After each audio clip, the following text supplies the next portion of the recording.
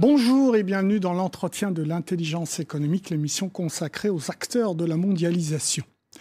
L'Afrique fait-elle fausse route? Doit-elle vraiment se transformer en bon petit soldat du libéralisme? Mon invité répond par la négative à cette question. Kako Nubukpo est économiste, ancien ministre togolais et ancien directeur de la francophonie économique. Il rejette une Afrique ouverte à tous les vents des marchés mondiaux et dit pourquoi dans son dernier livre qui vient de sortir chez Odile Jacob et qui s'intitule « L'urgence africaine, changeons le modèle de croissance ». Bonjour Kako Nubukpo. Bonjour. Alors, pas franchement un plaidoyer pour le libéralisme, votre bouquin. Non. De toute façon, depuis la crise des subprimes de 2008, 2008 je crois qu'on assiste au retour des États. Et donc, ça ne fait que confirmer ce que des gens comme moi avons toujours pensé, c'est-à-dire qu'on ne peut pas laisser l'économie au libre jeu des marchés. Ouais, mais vous allez un petit peu plus loin quand même dans ce livre. Vous dites carrément que l'Afrique, du coup, c'est devenu une espèce de laboratoire du néolibéralisme. Pourquoi vous dites ça? Oui, c'est-à-dire que les théories néolibérales que nous connaissons ont eu comme champ d'application privilégié l'Afrique et l'Amérique latine.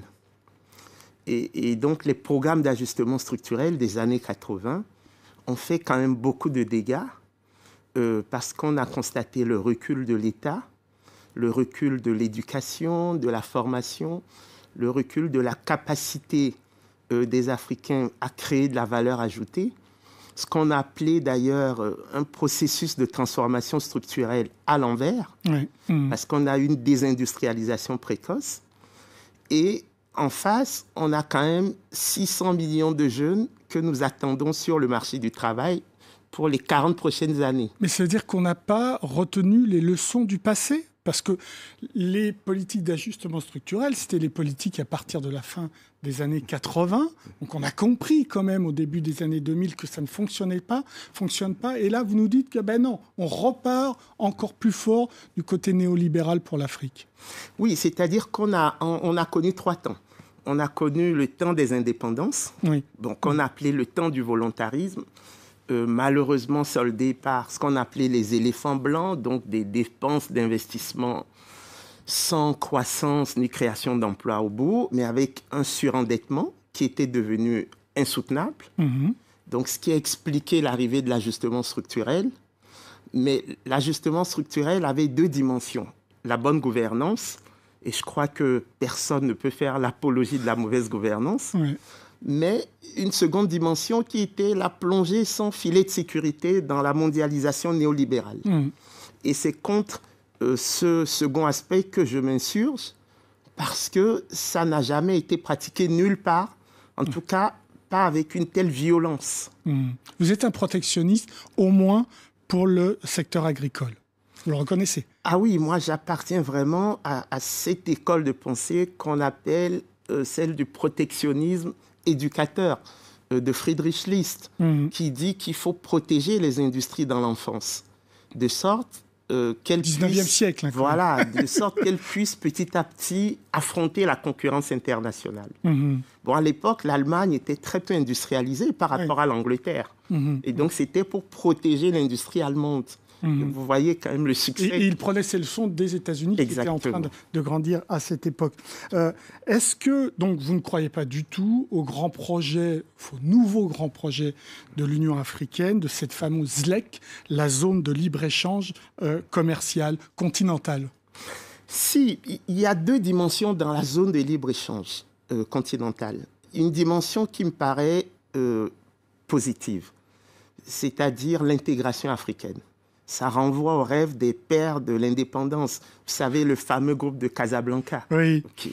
Mais vous dites avec tous les problèmes de frontières qu'il y a aussi. Voilà. Il y a une seconde dimension qui est plus problématique. Et là, je crois qu'il y a 2 éléments importants. Il y a les éléments techniques.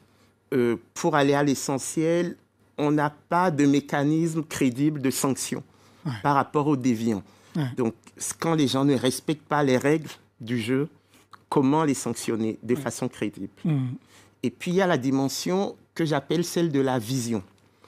Est-ce qu'on pense naïvement que la mise en place d'un marché va régler le problème de fond, qui est le problème de la production?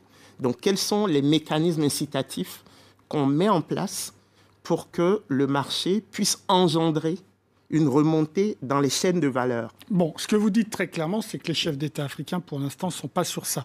Ils ne sont pas sur cette chaîne de valeur qui est en fait le postulat d'une zone de libre-échange.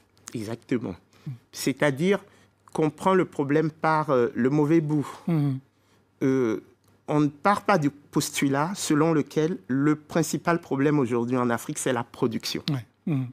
Ce n'est pas le marché. Le marché, de toutes les façons, avec une population qui va être de 2 milliards en 2050, on l'a. On l'avait. Mais comment alimenter ce marché?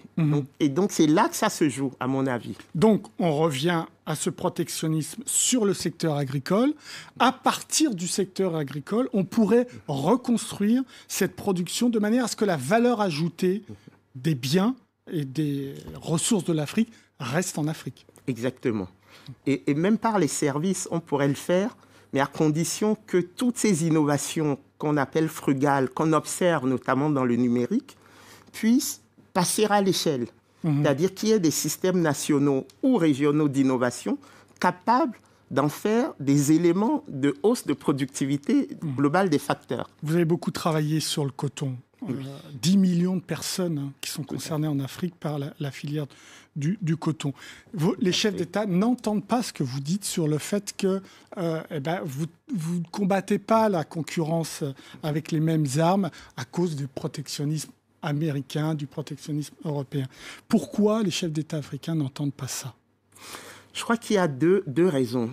Ils n'ont peut-être pas en tête les vrais chiffres de la protection que les pays du Nord accordent à leurs propres producteurs. Mais vous les avez publiés, ils sont publiés, ces chiffres. Le producteur américain bénéficie de 820 fois plus de soutien que le producteur tanzanien. C'est-à-dire 37 000 $ d'un côté contre 46 $ de l'autre. Et c'est des chiffres qui viennent de l'ONU. Exactement, exactement.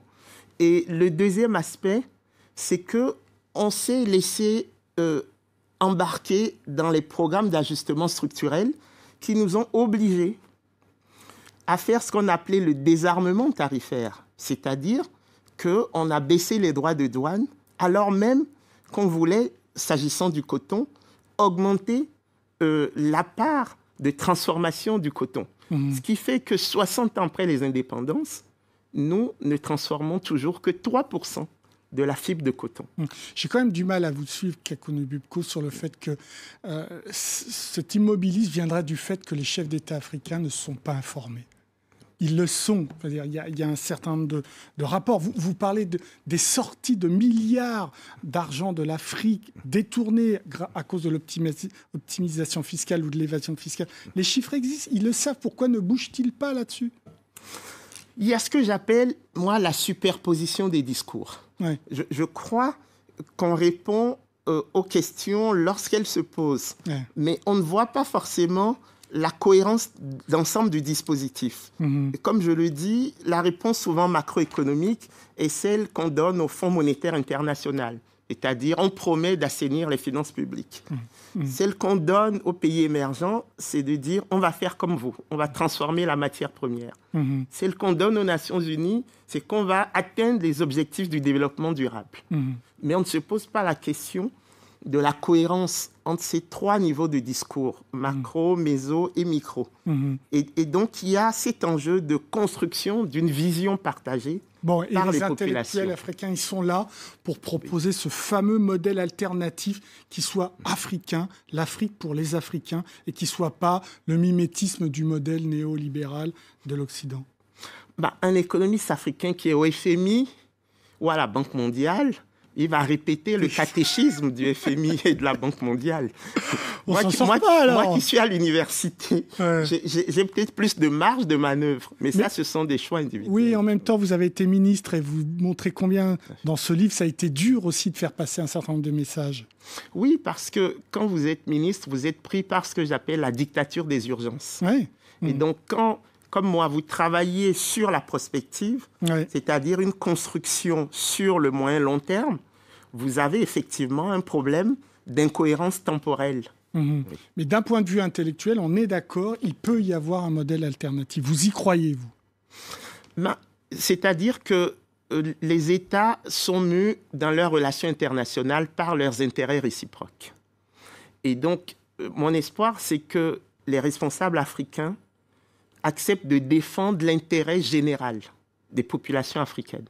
Et c'est là où se pose toute la question de la légitimité de nos dirigeants. Je veux dire, c'est quelque chose de très important. Et les peuples, est-ce qu'ils ne peuvent pas pousser ces dirigeants à aller vers cette direction? Oui, les peuples font de leur mieux, mais vous savez, nous sommes des héritiers d'États qui ont précédé les nations. Ce qui fait que vous avez des coûts de transaction très élevés lorsque vous voulez faire de l'action collective dans des espaces au sein desquels les populations ne se reconnaissent pas forcément comme étant mues par une même destinée. Merci beaucoup, Kako. Si vous êtes nouveau sur la chaîne, n'oubliez pas de vous abonner et d'activer la notification pour ne rater aucune de nos prochaines vidéos.